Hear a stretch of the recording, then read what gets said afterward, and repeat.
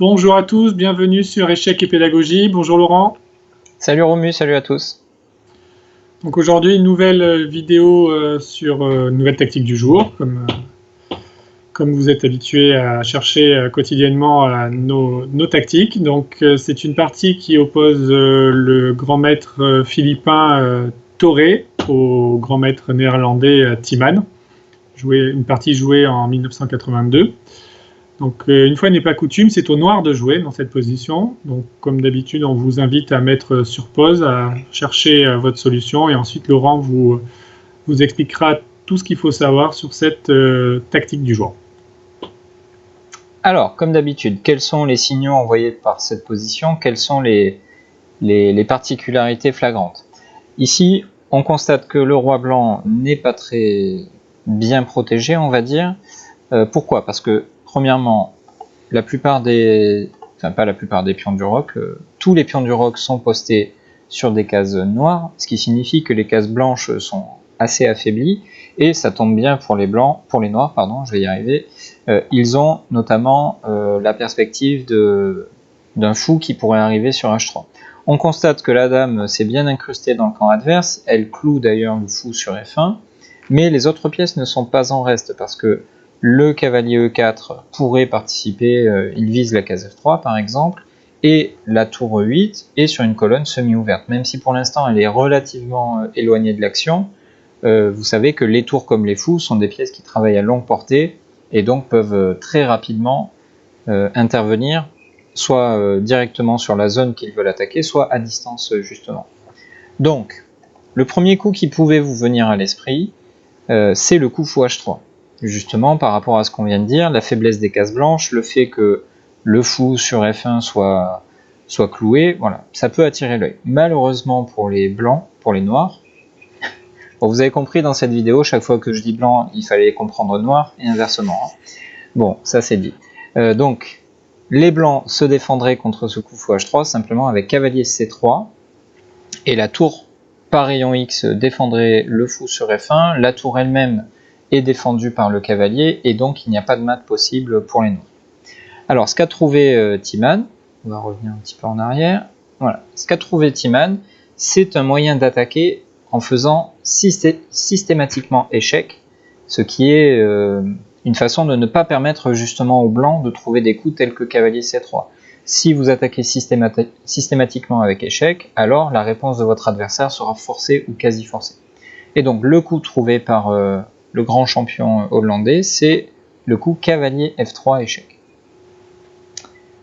Donc, ouais. Alors Romu, qu'est-ce que t'en penses? J'en pense que du bien. Maintenant, je m'interroge, et j'imagine que nos followers également. Donc, sur cavalier F3, les blancs ont plusieurs possibilités à leur disposition. Donc, ils peuvent prendre le cavalier d'abord. Ok. Nous expliquer. On va commencer par ça, ouais.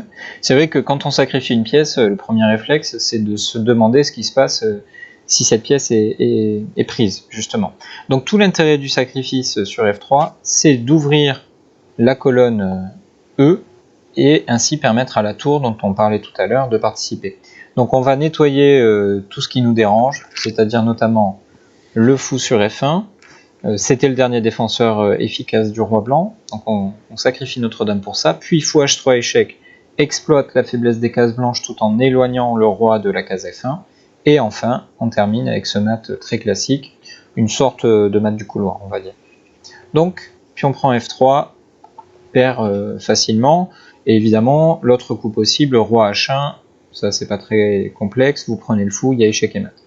Donc le seul coup, en tout cas le seul coup, G2. Voilà, le coup joué par Thoré, c'est le coup roi G2. Alors Romu, je peux peut-être te laisser le plaisir d'annoncer ce très joli coup qui a fini la partie. C'est gentil. Donc effectivement, tu as souligné la faiblesse des cases blanches autour du roi blanc. Je me concentre pour pas dire de bêtises. Donc ici, le coup qu'il fallait avoir vu est le coup dame prend fou F1. Donc quelle est l'idée de ce coup? L'idée est de faire collaborer de manière parfaite le fou et le cavalier. Le cavalier s'occupe des cases noires, donc après roi prend dame qui est bien sûr forcé.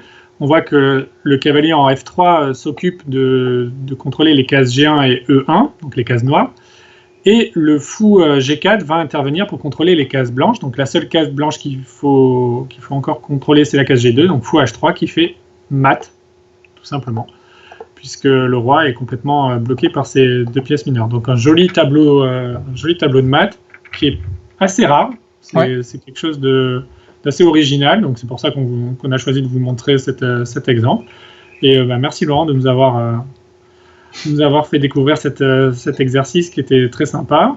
Et on espère qu'il vous aura plu autant qu'à nous. On espère que vous l'aurez trouvé. Et si ce n'est pas le cas, on espère que la solution qu'on vous a proposée vous a bien éclairé. On vous invite à liker les vidéos, à vous abonner si ce n'est pas déjà fait. Et on vous donne rendez-vous à demain pour une prochaine tactique du jour. Et encore une fois, merci à vous de nous suivre quotidiennement. Au revoir. À demain.